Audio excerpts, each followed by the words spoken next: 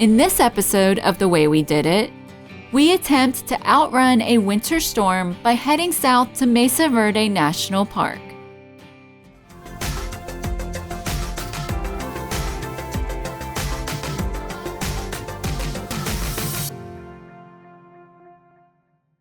So now we're leaving Ouray and on our way to Cortez. So via Telluride. We're getting out of town today because they're supposed to get 5 inches of snow this weekend. So we do not want to stick around for that. The weather will be much better down south. Or at least just rain. Yeah. So yeah. Here we go. Let's go. With the impending winter storm growing and arriving earlier than expected, Dave and I decided to head to the desert to check out Mesa Verde National Park, with a quick pit stop in Telluride, another one of Colorado's stunning mountain towns. Telluride, Colorado is tucked inside a giant box canyon, surrounded by these red cliffs and forested mountains, which meant we were treated to quite a spectacular drive.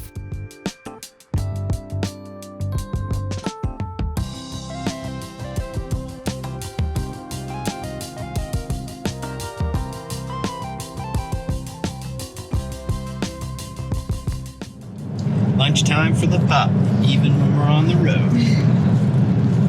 If it does, I might weep. We're talking if your race is as good as Telluride. Predicting that Telluride can't beat it, but if it does, I might shed a tear from the sheer beauty.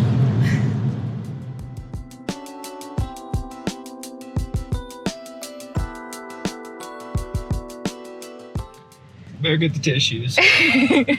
Start weeping here. This is beautiful. Yeah, it's mighty pretty. Yeah. In typical Colorado fashion, Telluride was established as a silver and gold mining town in the 1870s, and due to its well-preserved architecture, is designated as a National Historic Landmark. We had only made it a few blocks in before a small snow shower developed over town, so we grabbed a very quick bite to eat at the Butcher and the Baker. It was a locally owned, locally sourced bakery with a very large assortment of goodies.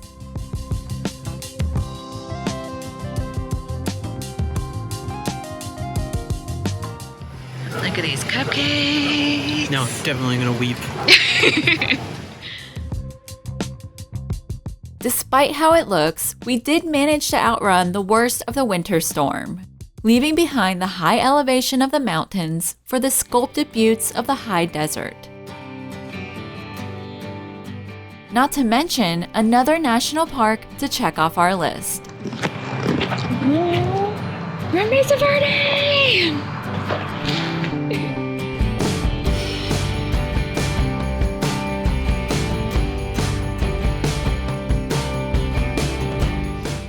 It's our first full day in Mesa Verde National Park. We're eating breakfast, got some goodies from the bakery in Ouray. Thatch is exploring on his own leash. But yeah, we just looked at the national park map, and this park is huge. We thought you literally drove into a road, saw the ruins, that was it. But it's 27 miles to the end of one section, and then another 20 miles to the end of the other section. Yeah, so this will be a full day. Yeah, it took us a little while to get to the campground, and we're barely even inside the park. So today was the last day the campground was open for most of the loops. That explains why we were able to get a site for last night. We're the only ones here, which is really wild. Apparently there's some primitive sites open, so we're going to try to go over and check those out and see if we want to stay a couple nights there off grid. Yeah. Should be good though. Yeah, that'll be a good day. Before I dive into the campground, let's go ahead and explore the national park, because there is way more to see than the renowned cliff dwellings. For example, double rainbows. How about that? How about that? How about that? The road we were currently driving on wasn't the original route through this section of the park. The Montazuma Valley overlook gave us a glance of what travelers in the 1890s had to endure. The original path was actually Knife Edge Road, a cut-through between that massive rock wall up ahead. But it was very steep, very narrow, and difficult to maintain due to the instability of the soil. So although its vantage point likely had the best views of the area, the park built a tunnel and longer bypass to ensure the safety of all visitors.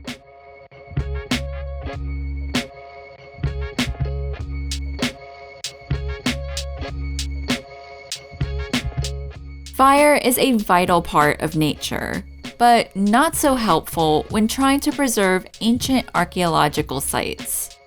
Since the park was established in 1906, 75% of its surrounding forest has burned in lightning-caused fires. Because of this, and the threat of erosion that typically follows, Mesa Verde now suppresses all fires. And to help with early fire detection, the CCC built the Park Point Lookout on the highest point in the park.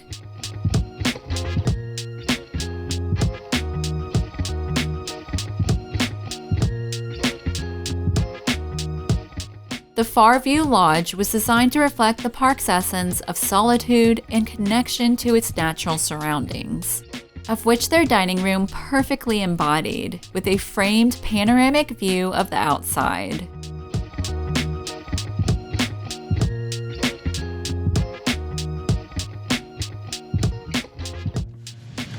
Where are the Pueblos? They're right there. Right outside the door.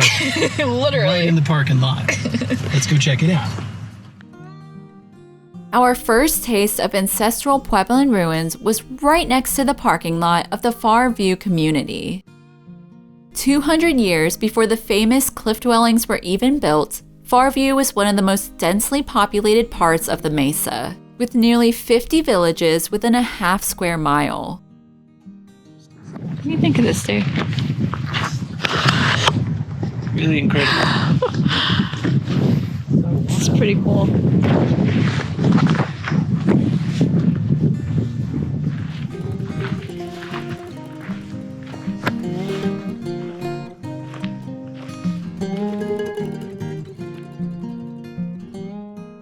A trail connected several excavated sites, like the Farview Reservoir, an engineering historic landmark designed to collect and provide water to the entire community.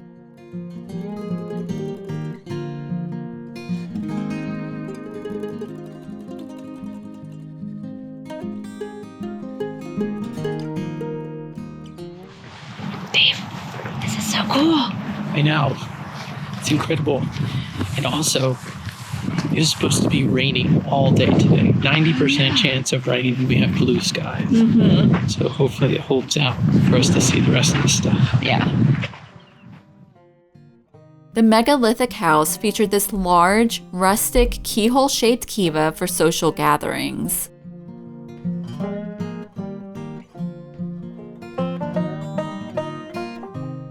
And at the Coyote Village, we were actually allowed to walk inside these aggregated Puebloan family homes.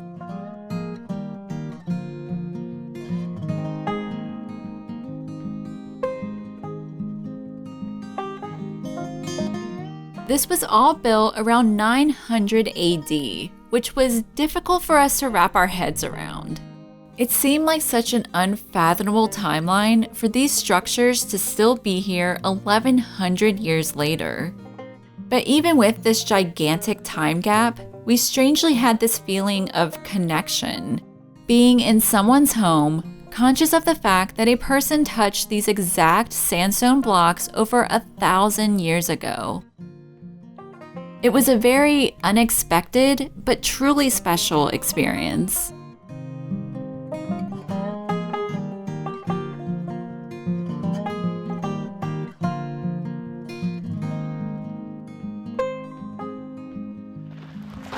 We're having to boogie.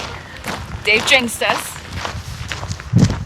starting to close in on us with some weather. So I'm gonna run back to the truck. Bring Hatchie out of the back. Hit the road. Yeah. Are those wild horses? Wild horses. Who knew? Hatch doesn't like horses. No. A short walk from the park's museum gave us our first incredible view of a cliff dwelling.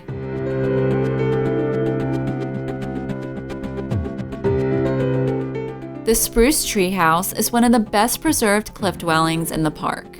In fact, 90% of its materials are original.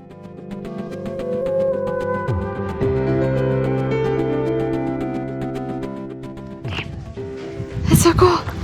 It's right there. It's right there. It's beautiful. It's amazing. And look what we got for Hatch. He's gonna hate this. A little skunk puppet.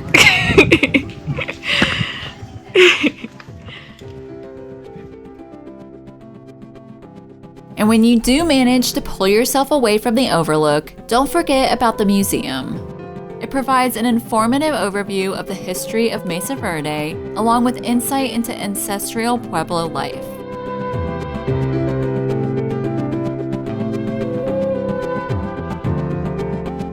Skunk, what is that? You like it? Sorry, There's no squeaker. squeaker. There's no squeaker, I'm sorry. But you like it, huh? Yeah. Yeah. Let me start off by saying, what a spot to build.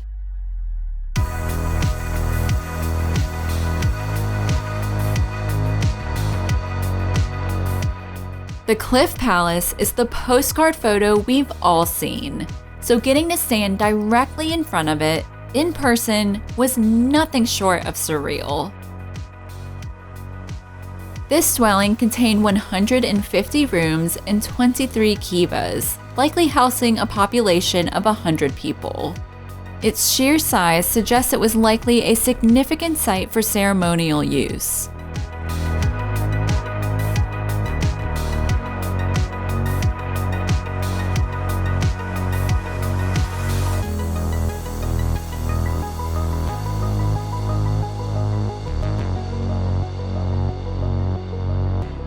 And don't think this is the end of the national park. The Cliff Palace Loop has a few more cliff dwellings and fascinating archaeological sites in store.